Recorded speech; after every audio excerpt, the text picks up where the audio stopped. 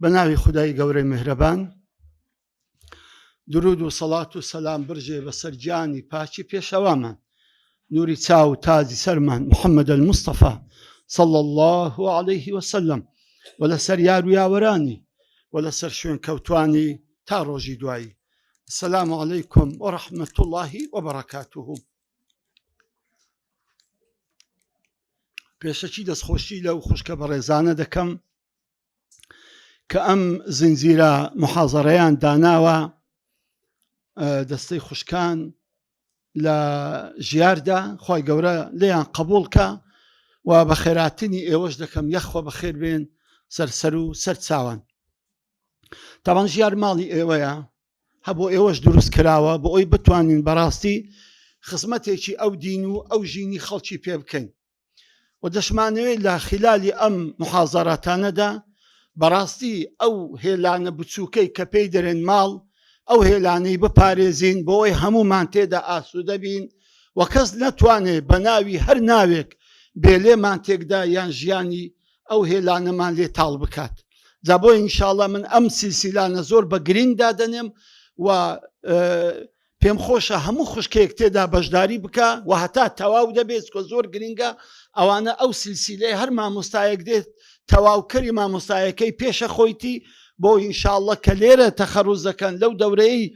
کە تەواو دەکەن ئینشاءڵڵا سوود و قازانجێکی زۆر زۆرتان کرد بێت. ئەو بابەتی کە بۆ برای خۆتان دانراوە کە ئەرک و مافی ئافرەت لە ناوخێزاندا، تەمان ئەو باسێکی دوور و درێژە بەڕاستی، یعنی ئەگەر حەقی خۆی بدەینێ بەخوای حەقمەیە کە سێ محازەرەی ئەوها دانیشین ئەو زا دەتوانم هەموو ئەرک و مافەکانی ئافرەت لە ناوخێزاندا باز بکەم. بەڵام ئەوڕۆکە زۆر بە کورتی و بە پوختی ئینشاءڵڵا ئەگەر پێڕاگەیشتم هەر ئەرکەکان باز دەکەین، ئەگەر بە مافەکانیش ڕاگەیشتین، ئەگەر بە کورتەیەکیشبی بە چەند دەقەیەکیشبی ئینشاءڵڵا ئەویش باز دەکەین. پێشەکی پێم خۆشە بزانن خوشکانی بەڕێزم، خی گەورە سیستەمی ئەو کەونەی دروست کردووە، هەر یەکێک لەو کەونەدا هەمووی ئەوەی تێدایە بە مانگ و ئەستێرە و مەلەکوت و زەوی و بەحر و ئەوەی لە ناو بەحردایە، ئەوەی لە ئاسمانەکاندایە، ئەوەی لەسەر زەویدایە، بە ئینسان و بە غەیرە ئینسان، هەر هەمووی بۆ وەزیفەکی دروست کردووە خی گەورە، هەمان ئیشەکیان هەیە، ئەرکێکیان هەیە دەبی ئەو ئەرکەی جێبەجێ بکە. هەر کاتێک ئەو کەسە، ئەو حیوانە، ئەو ئاژەڵە، ئەو تەیر و تواڵە، ئەو مانگە، ئەم ڕۆژە، ئەم کەونە، ئەو ئینسانە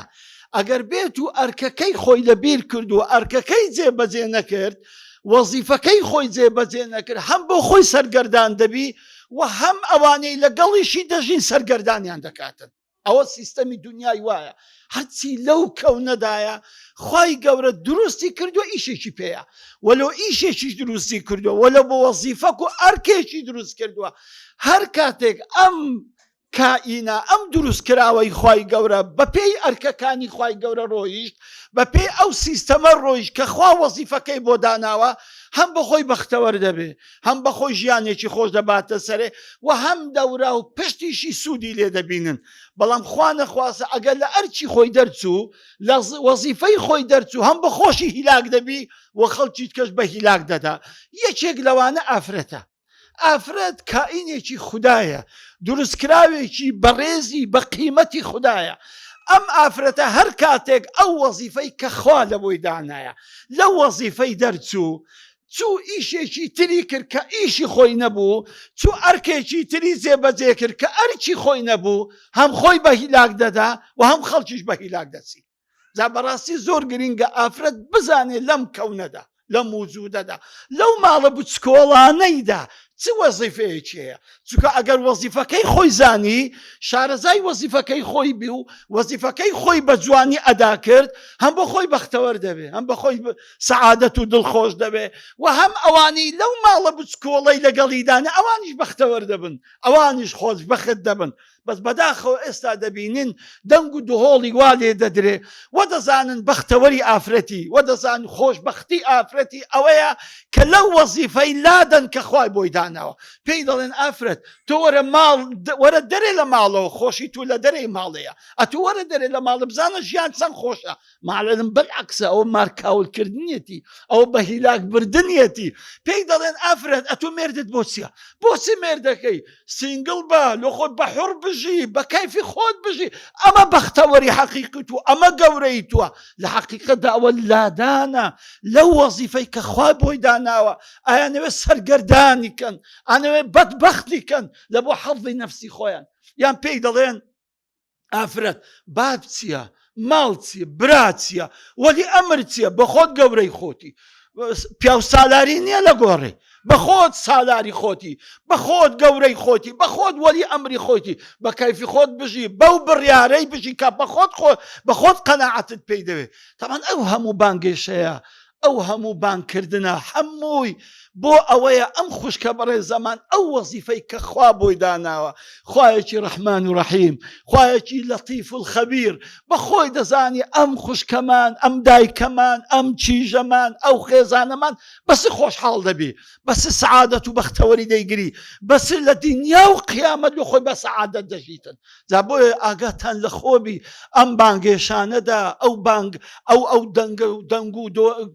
دۆڵە گەورانەدا هەر نەخەڵەتێن نەکەن ئەو وەزیفە و ئەرکەی کە خوا لەسەر ئێوەی دانایە ئێوە بێن لە وەزیفەی لا بدەن ئەوەکو مقەدیمەک بوو چکە ئێستا دێین ئەرک و وەزیفەی ئێوە چێ لە ناو ماڵ ئەگەر زانیت شەرعی پیرۆزی ئیسلام خوا و پێغەمبەر صلی الله عليه وسلم کە بە چۆن جوانی کۆمەڵێک ئەرکی لەسەر داناوی ئەو جێبەجێکردنی ئەم ئەرکانە ئەتوو بەختەوەر دەکا ئەتوو دڵخۆش دەکا ئەتوو گەورە دەکا پلە و پایە هەم لە دنیا و هەم لە قیامەتیش پێت دەبەخشیتن خوشکانی بەڕێزم ئافرەت لە ناو ماڵدا پێنج ئەرچی هەیە پێنج ئەرچی هەیە ئەرچێک بەرامبەر خۆی ئەرچێک بەرامبەر خوای ئەرچێک بەرامبەر مێردی ئەگە مێردی کردبێ ئەرچێک بەرامبەر ئەوەی منداڵەکانی خۆی ئەرچێک بەرامبەر ماڵی خۆی ئەو ماڵی کە تێدا دەژیتن ئەرچی یەکەم بەرامبەر خوای گەورە ئەوەیە بەڕاستی تاعەت و گوێڕایەلیی تەواوی بەرامبەر فەرمانەکانی خوای گەورە هەبی ئەوە زۆر گرینگە بەڕاستی دەبێ ئافرەت گوێڕایەلی و فەرمانی خوای گەورە جێبەجێکە دەبێ ئیتاعەی فەرمانەکانی خوای گەورە هەبی و ڕازیبی بە هەموو ئەو شتانەی کە خوای گەورە پێی داوە ئەوە زۆر گرینگە کە هەر کاتێک ئافرەت بەڕاستی ئیتاعەی خوای گەورە هەبوو گوێڕالی فەرمانەکانی خوای گەورە هەبوو و ڕازی بوو بەو حاڵ و زوروفەی کە تێدایە بەڕاستی دڵخۆش دەبی بۆی پێغەمبەرمان عەلەیهی السەڵات وەسەلام ئەفەرمی إذا صامت المرأة خمسها إذا صلت المرأة إذا صلت المرأة خمسها وصامت شهرها وحفظت فرجها وأطاعت بعلها ئەگەر ئەو چارشتەی بەجێ کرد پێغەمبەر ئەفەرمی عەلەیهی السەڵات وەسەلام ئەگە ئافرەت پێش نوێژەکانی جێبەجێ کرد و ڕۆژی مانگی ڕەمەزانی جێبەجێ کرد تەمەن زەکاتی ئەغڵب ئافرەت ئەوە نییە پارە هەبی زەکاتی بدە و حەزیشی لەسەر نییە مەگەر مێردی بیباتن دەیکەواتە ئەم دووشتی سەرەکی نوێژەکانی بە جوانی بکە و مانگەکەی بە ڕەمەزانێ بە جوانی بە ڕۆژی بی و شەرم و حەیا و شکۆ و ئابڕووی خۆی بپارێزیتن پاشان بە گوێڕایەلی مێردەکەی خۆی بکە لە هەش دەرکەی بەهەشت لە چیهانی حەڵدێ بابستە ژۆرێ سبحان الله ئێوەڵا نەیگۆتە پیاوان نێگۆتە پیاوان ئەو چار وەزیفەی بکەن لە هەش دەرکەی بەهەشتێ بڕۆنە ژۆرێ بەس بەڕاستی ئەمە زۆر خەڵاتێکی گەورەیە لە بۆ خوشکان زۆر شتەکان چوار وەزیفەیە یەک ئاگا لە نوێژەکان بی دوو ئاگا لە مانگی ڕەمەزانێ بی بە جوانی بیگرا سێ ئاگا لە پیاوەکەت بیتن چوار ئاگاد لە شەرەف و ناموسی خۆت بیتن لە هەش دەرکەی بەهەشتێ لە چیهان دەچێ ژۆرێ بڕۆ ژۆرێ سبحان الله وەڵی وەزیفەکی زۆر گەورە نییە وەزیفەکی زۆر گەورە نییە دێکەواتە بەڕاستی ئەگەر ئافرەت بزانێ ئەو قابلیەتە و ئەو شوێنەی کە خوا بۆی داناوە بڕوا بکە بە هیچ شتێک نایگۆڕتەوە با میسالێکتان بۆ بجەرمەوە یەک لە برایانی تەبلیغ و داعوا ناوی عەبدوللەتیفە عەبدوللەتیف برادێرێکمە عەرەبە زۆر پیاوێکی ماشەڵڵا هەندەسەی هەیە لە کۆمپیوتەر زۆر زیرەکە زۆر داوای کردیە و گەڕایە و سوورایە ڕۆژێکیان فەرمی مامۆستا دەچوومە دەولەتێکی نازان بەخۆی لە بەریتانیا دەژیا بەو ئاخرەی بەریتانیای بەجێهێشت فەرمی لە بەریتانیا وابزانم دەچۆوە رووسیا وابزانم دەچۆوە رووسیا گوتی لە ناو تیارەی بووین ئەمە 4-5 کەس بووین تەوان شکڵ و دیمەنی ئەو برانی تەبلیغ و دعوە دیارە یەک ڕنگ و یەک سیمایان هەیە هەمووش داشەی سپی ئەغڵبی شمەکی پاکستانی لە بەردەکەن ڕدێنێکیان پێوە مندی لەچیان لەسەر هەموو یەک شکلن سبحان الله گوتی کە سواری تیارەکەی بوون ئەو موزیفە یعنی ئەو ئافرەتەی کە خزمەتی خەڵکی دەکات لە ناو تیارەکەی بەڕاستی هەرچاوی بەمەکەت هەم سەرودری تێکچوو بە شکلی مەگوتی ئەویش حتا سەر چۆکانی تەنورەکی تەشی لەبەر بوو پرچی زەرد بەردابەوە چی جوان گوتی هەر داهات و دەسی بەکنەمەدا داهات قسەکی پێدەگوتن نەشی دەزانی عەبدولەتیف 6 زمانان دەزانی رووسی دەزانی ئینگلیزی دەزانی فەڕەنسی دەزانی عربی دەزانی تورکیش دەزانی ینی ئەو منداڵ نیە ئەو پیاوە ئەو هەندەسەی ماستەری لە هەندەسەی ئەلکترۆنیات هەیە ئەوە دەزانی ئێستا شوانەکە لە عەرەبستان هاتیە وا لە ناو تیارەی سوار بووە ئەلمێم گوتی هیچ خۆم تێک نەدا هیچ ئەوە هەر داهات و دەڕۆی هەر قسەی بەمە دەگوتگو ئەو مێشکیشکانە ئەوە چنە یا ڕەبی ئەوانە دەرێت لە ئەشکەوت هاتینە ئەوە دەرێت دنیاە نەدیتە ئەوە کوسواری تیارێ دەبن لە بەریتانیا دەست لە رووسیا گوتیارە و پرتە پرتەی دەکرد نەی دەزانی کاکە ئەم تێدەگەم ئەم دەزانم دەڵێتی هیچ خۆم بشەوەش نەکرد هەتا وەسعەکە هادێ بوو تیارەکە بە زوانی ئیستیقراری کرد لە ئاسمان دەڕۆی جەرەسێکم لێدا توی جەرەسێکم لێدا هات یا ستار دەبی ئەو پیاوە ڕیژدارە ئەنتیکا دەری ئەسحاب الکەهفە دەبی چی بوێتن وەڵا گوتی سەری هینا خوارێ گوتم خوشکم یەک پرسیارم هەیە تی فەرموو گوتم ئەتوو شارەزای مەلیکەی بەریتانیا دەبی چەند کەس دۆقەی لەگە بکە گوتی ئاقیت بۆوە تی ئەو پرسیارە زۆر ئەنتیکەیە ئەتوو چ دەڵێ تم پرسیارێکە ئەتوو شارێزای مەلیکەی بەریتانیا بەریتانیا مەلەکیە جمهوری نییە تاوان ئێستا لایەزە هەر مەلەکیە زۆری دەوڵەتەکانی ئەوروپای لایەزە هەر مەلەکیە گوتی مەلیکی بەریتانیا ئافرەتە تەبان ئەو مەلیکەیە چەند کەس دەتوانی دۆقەی لەگە بکە تەبان حەسە بە دەستوری بەریتانی 12 کەس لە بۆی هەیە دۆقەی لەگە بەریتانیا لەگەر مەلیکەی بکە کەس لە بۆی نێ لێ بیستە پێش کەس لە بۆی نیە بەس 12 کەس ڕئیس وزەرا ڕئیس زمونی ڕئیس جمهوری ڕئیسی پەرلەمان قۆنسولیەکان نازان بیتراو بە مەحدوود ژمێردرایە 12 کەس لە بۆی هەیە بێ دۆقەی لەگەر ئەو مەلیکەی بکە گوتی بەڵێ ئەوە لە دەستوری بەریتانیا کە بەخۆی ئافرەتە شارەزای لە دەستوری بەریتانیا بە حکمێوەی ئەوانی کە دەبنە موزیفەی تیاران دەبی بڕێک موسەقەف بن دەبی یەک دوو زمانان بزانن گوتی بەڵێ 12 کەس لە بۆی هەیە دۆقەی لەگە بەریتانیای بکەوتی لۆ گوتی ئەخەم ئەوە مەلیکەیە شکۆی زۆر گەورەی دەبی ئەوە پارێزراوبی گوتی دەبە وەڵڵا خوشتی گەورەی من لە ئیسلامدا ئافرەتی ئێمە مەلیکەیە ئەو ئافرەتە لە بابی لە برای لە خاڵی لە مامی لە خێزانی لە کوڕی زیاتر نیە لە بۆی بچن دۆقەی لەگە بکەن و ماچکەن مستحیلە لە کنەمەش ئافرەت مەلیکەیە لە کنەمەش ئافرەت زۆر گەورە و بەشکۆیە وتی ئەوە فکرێکی کردەوە قەت تەسەوری نەدەکرد ئەم قسەیە لە دەوی ئەم ڕیژدارە بێ وتی گەڕاوە پاش ماوەیەکی پێ چوار فکری دەکردەوە هاتەوە وتی دەتوانی تۆزێک باسی ئەو ئیسلامم لۆ بکەی تم بەسەر چەوتی مەجالێک ماوەگرت نیم سعات باسی ئیسلام بۆ کرد تی قەسەم بەخوای پێش ئەوەی بێنە خوارێ لە مەتاری شەهادەی هینا لەو ئاسمانی گوتی ئەشهەدو ئەن لا ئیلاهە ئیلا الله وئەشهەدو ئەنە محەممەدە ڕەسوول الله خوشتی گەورەی من بە خودای ئێوە مەلیکەن بەخوای ئێوە هەر یەکێکتان مەلیکەن زۆر لە مەلیکەی بەریتانیا بە ماقوڵتر و گەورەترن بەس بەداخەوە کاتێک کە ئافرەت خۆی لەبیر دەکا کە وەزیفەکەی لەبیر دەکا کە خوای خۆی لەبیر دەکا کە ڕێگەی ئیسلامەتی لەبیر دەکا دەبتە عەبدی خەڵکی ئیتر دەبتە گەمەی دەستی هەموو نەفس پیسێک و دەست پیسێک جا بۆیە بەڕاستی ئەمە زۆر گرنگە ئێوە یەکەم وەزیفەتان بۆ ئەوی وەکو مەلیکە بمێنێنەوە ئەمرەکانی خۆی گەورە جێبەجێ بکەن ڕازی بن بەو ئەمر و بەو فەرمانانەی کە خۆی گەورە لەسەر ئێوەی داناوە کەواتە وەزیفەی یەکەمتان ئەوەیە جێبەجێکردنی فەرمانەکانی خودای رب العالمین وەزیفەی دووەمتان بەرامبەر خۆتان تامان بەرامبەر خۆتان چەند شتێکە یەکەمین دەبی بەڕاستی ئافرەت یەکەم کەسبی کە خۆی لە غەزەبی خوا بپارێزی قو ئەنفوسەکم وأهلیکم نارە خوا ڕوو لە هەموو ئێمە دەکات دەرێ خۆتان و منداڵەکانی خۆشتان نەجاتدان لە ئاگری جەهەنەم لێکەواتە خوشتی بەڕێزم کەس تۆ لە ئاگر ناپارێزی بە خۆت نەبی،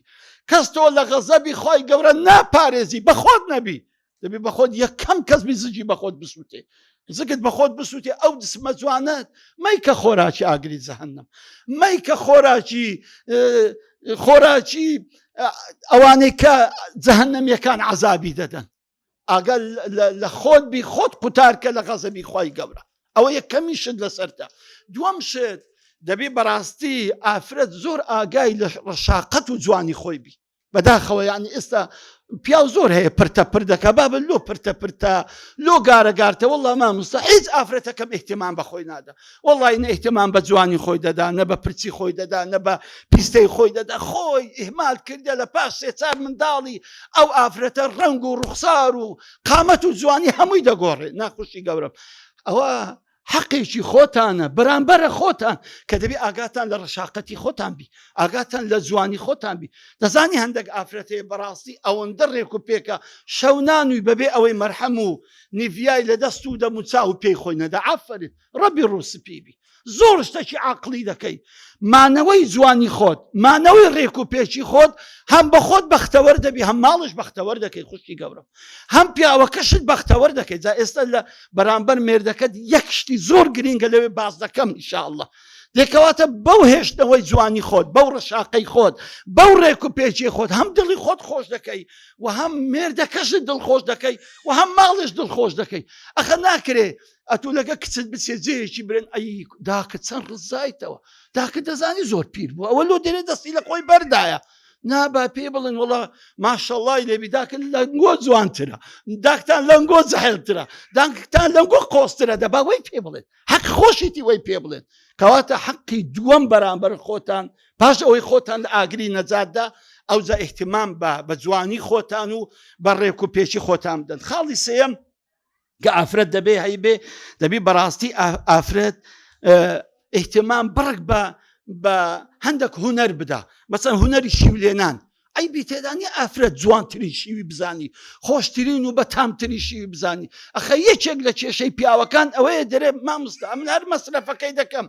هەر گۆشت و برنج و شتەکان دەیمەوە ماڵە هەمووی بە خەسار دەچی، ناباوە نەڵێ ئەوڕۆ ماشەڵڵا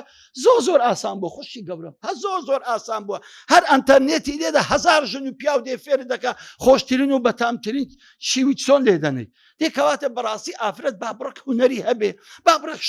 لە خواردن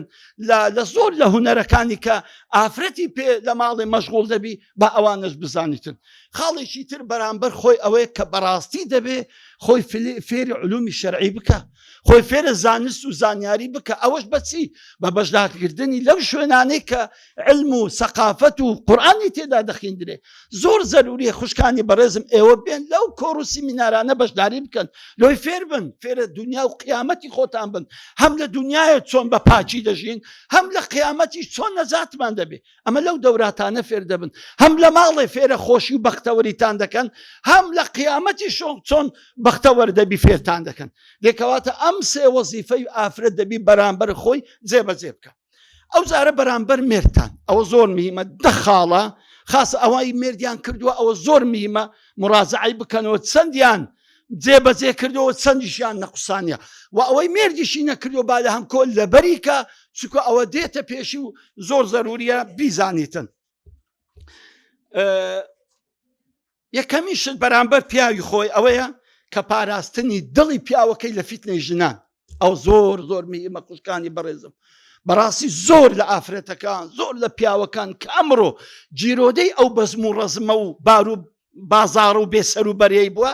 ئەتوانم بڵێم بەشێکی زۆری خەتای ئافرەتەکەی نەیتوانوە دڵی پیاوەکەی بپارێزی. دڵی پیاوەکانتان با لە ناو مشتان بی خوشتی گەورم، دڵی پیاوەکانتان با لە لای ئێوە بیتن، ئێوە تەحەکوم بە دڵی پیاوەکانتان بکەن، نەک ئافرەتێکی دەرێ بە دوو مەسیج و بە نامەی پیاوەکەت هەرپەڕێنیتن. نا،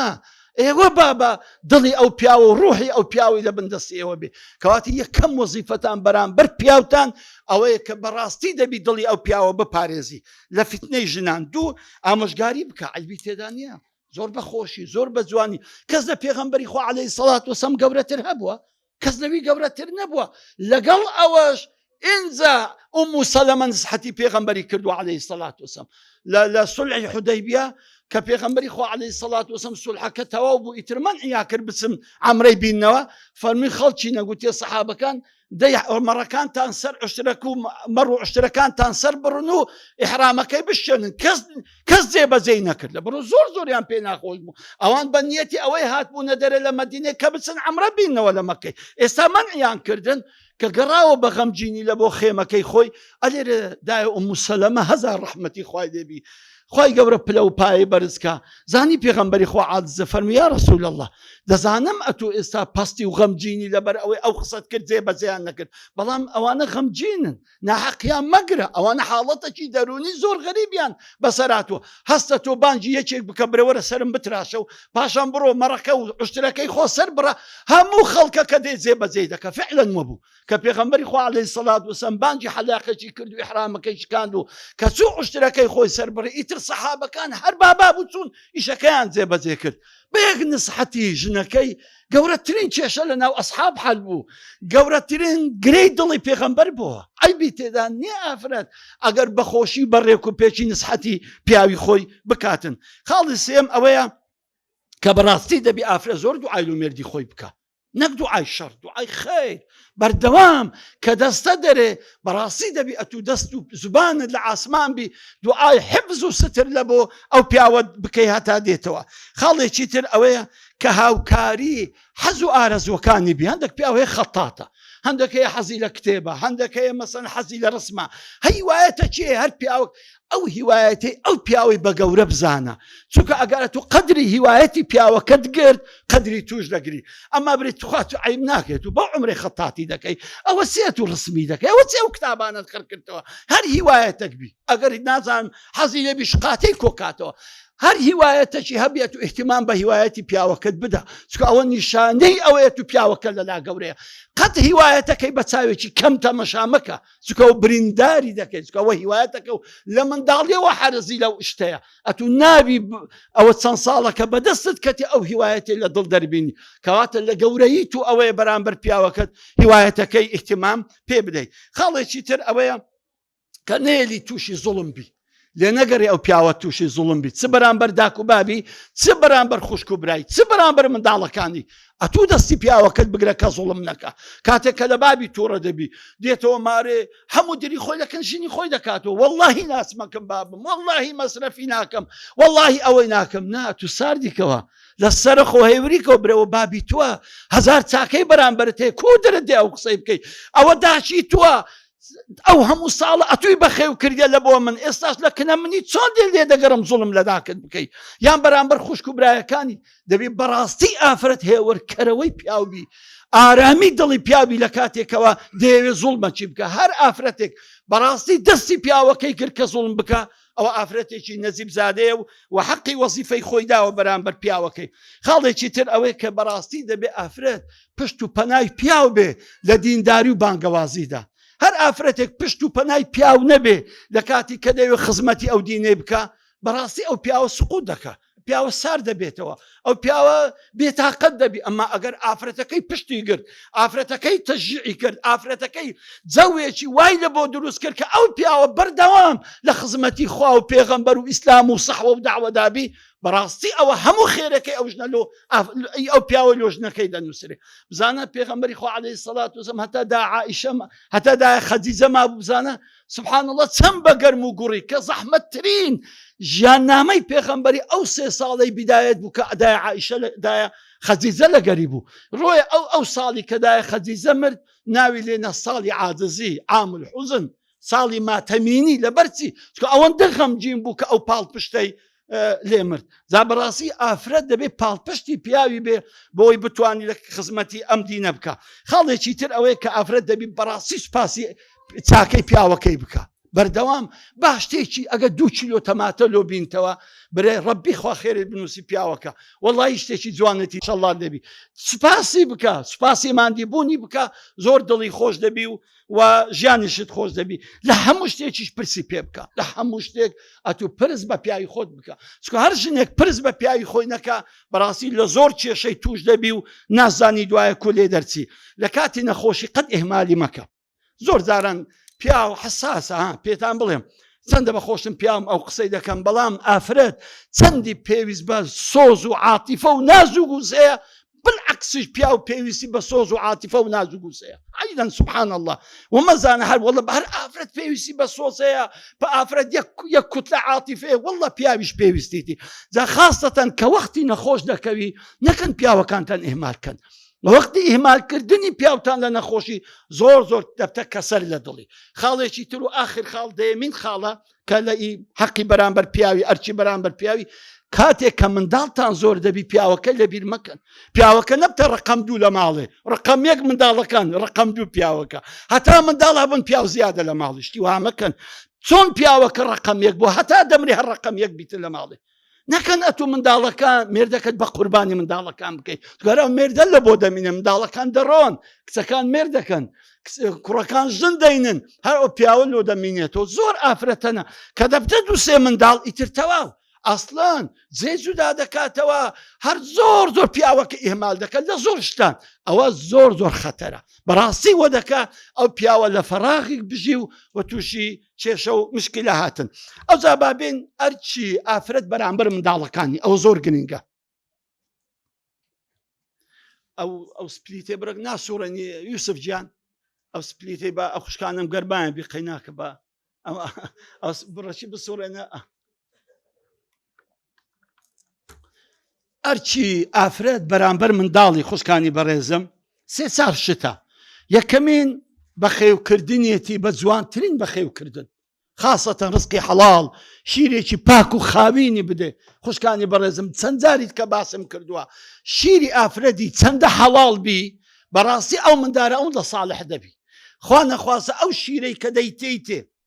ئەگەر بێت و لە ڕزقێکی حەرام پەیدایکە بەڕاستی ئەم منداڵە ساڵح دەرناچێ ونمونم زۆری نایتەوە یەک لە مونەی دەیمەوە بەسە کە ئیمامی سعید نەوروسی ڕەزا و ڕەحمەتی خوا لێبی مامۆستا سعید نەوروسی کە خەڵکی تورکیایە کوردستانی تورکیایە بەڕاستی ئەو مامۆستایە کە دەرسی پێدەگوت لی یعنی لی سەری سوورمابوو یا ڕەبی ئەمە چ ئەدەبێکی هەیە چ ئەخلاقێکی هەیە چەند دینداریەکی هەیە چ زەکاوەتێکی هەیە گوتی سعید دەمەوێت سەردانی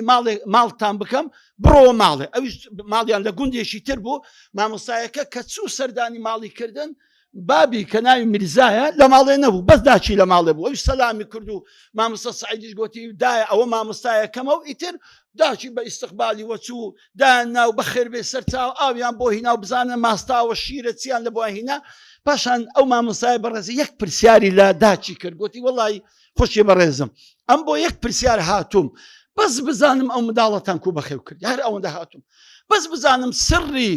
پاچی و نەجابەت و دینداری و زیرەکی و بە ئەخلاقی ئەو منداڵی چییە نهێنیەکەی چییە ئەو ئافرەتە یەک قسەی کردوەتی بەخوای مامۆستا هیچ کاتێک مەمچی خۆم لە دەوی نەنایە ئیلا دەستنوێژەکەم شوشتی ئەو زەشیرم دایتێ سبحان الله بزانە لەو ئافرەتە نەجیب زادەی چۆ دەستنوێژەشی شوشتیە ئەو زەشیری دایتە ئەو منداڵە لۆ ئەوی بە پاچی بە دەستنوێژەوە ئەو شیرە بخواتن مامۆستایەکە زۆر تەعەجوبی بە زۆر لە قسەکانتەوە بوون میرزای بابی مامۆستا سعیدی هاتەوە کە هاتەوە چێرەکی لە پێشەخۆ لە دوور هینابەوە دەوی چێرەکەی بەستابەوە ئەو مامۆستایە زۆری پێ عەجیب بوو گوتی مام میرزا پاش ئەوەی کە بەخێراتنی کە گوتی ئەو حیوانە بەستە زمانە لۆ دەوت بەستایتەوە گوتی ئەخە مامۆستای بەڕێزم ئەمن هەتا لە گاڕانی دەیهینمەوە ناو ماڵێ بەسەر بیستانی خەڵکی دادەڕۆن ئەو حیوانە ئەو گۆڵکە ئەو چێرە بێعەقڵە نازانی ئەگە تاویدا خواردنی بیستانەکانی زیرانەکانمان ئەخەوە دەبتە شیر خواردنەکەی دیدەمە ئەو منداڵانە پێم خۆش نە شیرەکیان بدەمێ کە لە ڕزقی عالەمە و لە ڕزقی حەڵاڵی دەستی خۆم نەبیتن ئەو زەمان مامۆستا گوتی جوابم وەرگرت تەواو ئێستا زانم سڕی گەورەی و ماقۆلی و دینداری و زەکاوەتی و ئەخلاقی بەرزی ئەو منداڵی چییە ڕزقی حەڵاڵە دەبێ بەڕاستی ئافرەت لە کاتی پەروەردەکردندا بەخێوکردندا زۆر تەئکید لە مێردەکەی بکاتەوە کە ڕزقی حەڵاڵ بینەوە تاکو منداڵەکانمان لەبەریان بەحەسەینەوە خاڵی دووەم کە بەڕاستی جوانی پەروەردە بکە پەروەردەیەکی جوان یەک شتی سەیرتان پێ دەرم لە ئەوروپا نەمسابوونەیەک لەو دەوڵەتانە بوو منداڵ دەخوێنن یەک لەوانە منداڵێکی موسڵمانیش لە مەکتەبێکی ئیبتیدایی دەخوێنی مامۆستایەکە دێ لێی دەپرسن ئەتو حەزت لە چییە؟ ئەو دەرە حەزم لێ ببمە محامی، ئەو دەرە ببمە دکتۆر، ئەو دەیە ببمە مهندیس. بە منداڵێکی دەڵێن منداڵێکی مسلمان ئەتی ئەتو حەزت چییە ببێت چی؟ وەڵا گوتی من حەزم لێ ببمە سەحابی. ئەوتیان وەڵا بە سەحابی نازانین چییە. هەستا تەلەفۆنیان لۆ داکو بابی کرد، مامۆستایەکەی برێن ئافرەتەکە گوتی ئەو داچی ئەو تەلەبەی بەڵێ کوونە سیحەتان باشین، ئەو تەلەبەنگۆ لە کنەمە دەخینی، پێمان گوتی حەزمان لێ ببێت چی؟ ئاوات بە چ دەخوازی ببیێ لە مستەقبەل؟ گوتی حەزم لێ ببمە سەحابی. سەحابی چییە؟ ئافرەتەکەش گوتی دەتوانن هەندێک مامۆستا بێتە ماڵمان دانیشین قاوەکی بخۆن و پێتان بڵین. گوتیان پاش عەسرێکی چوونە ماڵیان لەگەر ئافرەتەکە و بابی منداڵەکەی دانیشتن، تیاندا پێمان بڕێ ئەوە چی ئەو سەحابەیە کە ئەو منداڵێن گوت تەمەنا دەکا ببتێ؟ ئەوانش باسی سەحابەیان کرد، ئەو جیلەیان کرد کە لە خزمەت پێغەمبەری صلی الله عليه وسلم خزمەتی دینیان کردیە. هەمویان لەوێ بوونە مسلمان، هەر هەمویان. سبحان الله، ئەوە پەروەردەیە. ئەتوە لە منداڵەکی بکەیت کە خولیا و ئاواتی ئەوە ببێت بە سەحابی. بۆیە داک دەبیت لە منداڵیەوە خۆشەویستی خوای، پێغەمبەری خوای، ئی قیامەتی، ئی ئەسحاب هەمووی لە دڵ و ڕوحی ئەو منداڵە بچینی، بۆی منداڵێکی چاچی لێ دەبرچی. خاڵی سێەم لە جسمیدا دەبی بەڕاستی ئەو خوشکە لە جسمیدا ئەو منداڵە جوان پەروەردە بکە، لە جسمیدا لێ نەگەڕێت تووشی نەخۆشی بی، لێ نەگەڕێ منداڵەکی سەقەت و بێ سەروبەری لێ دەربچی، ئەبێ ئاگای لە سەحەتی بێ، ئاگای لە جسمی بێ. لۆیە پێغەمبەری خوا عەلەیهی سەڵات وسەلام کردیە سوننەت کە منداڵەکانمان فێرە فڕوسیەت و ملەوانی و نیشان شێنی بکەین. لۆتە منداڵێکی لە ساغ و سیحەت خۆشی لێ دەربچی، کەواتە ئەدەبی منداڵ حتا داچی ئاگای لە جسم و لە گەش و نیمای جسمی بی. خاڵێکی تر لە پەروەردەکردن لە حەقی منداڵی بەرامبەر ئەرچی داچی بەرامبەر منداڵەکەی ئەوەیە کەوە فێرە زانستی بکە، خوشتی گەورم، فێرە علم و ثەقافەتی بکە. هەرچی ئەو عولەمانی کە گەورە بوونە، وەکو ئیمامی شافعی، وەکو ئیمامی بوخاری، وەکو ئیمامی مالیک، وەکو ئیمامی ئەوزاعی، ئەوانە هەموو داچیان ئەوانەی گەورە کردیە، هەموو داچیان ئەوانە پشتیوانی داچیان، تەشجیعی داچیان وەی لێ کرد ئەوانە ئەو پیاوە گەورانەیان لێ دەرچی. داچی ئیمامی کوڕی ئەحمەدی کوڕی حەمبەل هەموو ڕۆژێ سبحان الله هەموو ڕۆژێ دەستی ئەو منداڵی پاش ئەوەی کە نوێژی دەکرد دەستی منداڵەکەی دەگرت دەیبردە دەرسێ لە پشت مزگەوتێ، لە پێش دەرکەی مزگەوتێ دادەنیش، حتا منداڵەکەی لەکن مامۆستایەکەی حەدیث و قورئان و فەرموودەی دەخیت ئەوزە دەستی دەگردەی هیناوە ماڵێ، حتا ئەو منداڵە دروست بوو. ئەخ ئەحمەدی کوڕی حەمبەل کە ئێستا یەکێکە لە هەرە پیاوانی گەورەی ئەهلی سونە و جەماعە داچی دروستی کردووە. کەواتە بەڕاستی داک زۆر ئەساسە کە هانی منداڵەکەی بکە کە حەز لە علم و زانست بینیتن. ئەوجا خاڵی تر لە ئەوەی باشە ئەوەیە کە بەرامبەر ئەخلاقی بەڕاستی دەبی ئەو داکە بەرپرسیاربی لە ئەخلاقی ئەو منداڵی، زۆر ئاگای لە ئەخلاقی ئەو منداڵەبی. ئەو مەسەلە زۆر گۆترایە لە بیرتانە، هەر ئەگەر ڕاستیش دەبی دەڵێن کابراایەک ئەعدام دەکرا لەسەر دزی، زۆری دزی کرد و ئاخیری حکمی لە سێدارەدانیان لۆ دەرکرد.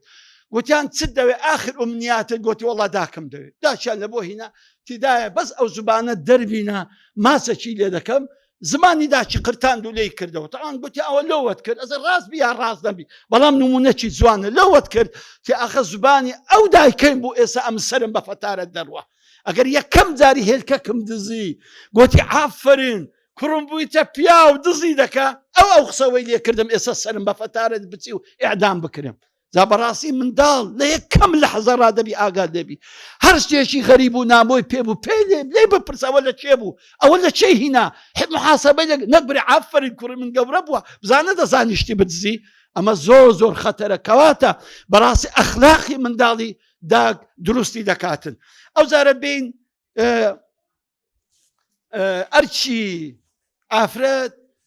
لە ماڵ، ئەوە ئاخریتی پێنجەمینە لە ماڵدا تەمەن خوشکانی بەڕێزم، یەکەمین ئارامی ماڵ لەسەر ژنیە. چکە بەو خودای ما ژن وەکو ئەو دینگەی ماڵەیە.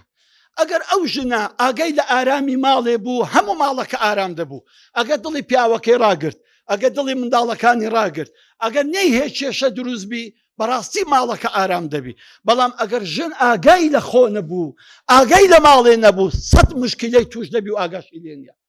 ئاگای لە چیژەکەی نەبوو، ئاگای لە کوڕەکەی نەبوو، ئاگای لە مێردەکەی نەبوو، بەڕاستی ئەمە کێشە دروست دەکە و خاستەن ئەو مۆبایلە ئەو ئافرەتی زۆر مەشغوڵ کردیا، ئەو تیکتۆک و ئەو بەزم و ڕەزمە ئافرەتی زۆر مەشغوڵ کردیا وەی کردیە بەڕاستی بەرامبەر مێردی، بەرامبەر منداڵی، بەرامبەر ماڵی زۆر کەم تەرخەمبی. کەواتە یەکەمیشت ئارامی ماڵ ژندەی پارێزیتن.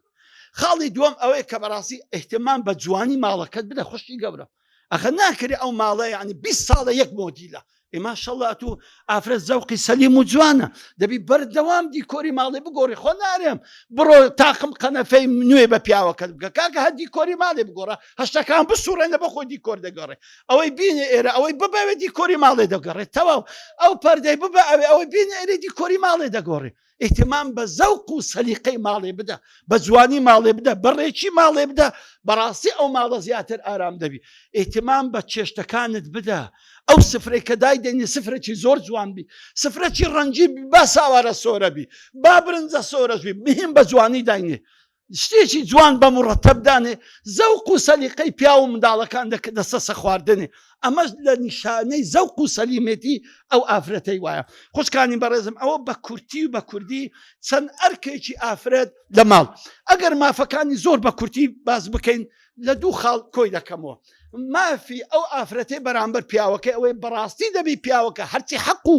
حەقی مافی بەرامبەر هەیە بەرامبەر پیاوەکەی بیداجا ئەوە زۆری دەوێت. دەبێ وەزارێککە بێنەوە حەقی پیاوەکانتان حەقی گۆ بەرامبەر پیاوەکان باز بکەم. کەواتە دەبی بەڕاستی ئەو پیاوە ئامادە بێ. مادام ئەو ژنەی ئەو هەڕێک و پێکە دەبی بالمقابل هەرچی مافی لەسرە بیدا بە پیاوەکەی. ئی منداڵەکانیشی حەقی بەرامبەر منداڵی بەڕاستی دەبی منداڵ احترامی داچان بگرن، دەبی ڕێزی بگرن، دەبی بم پێی ماچکەن، دەبی قەت لێ نەگەڕن داچان عاجز بی. ئاخر قسەم ئەوەیە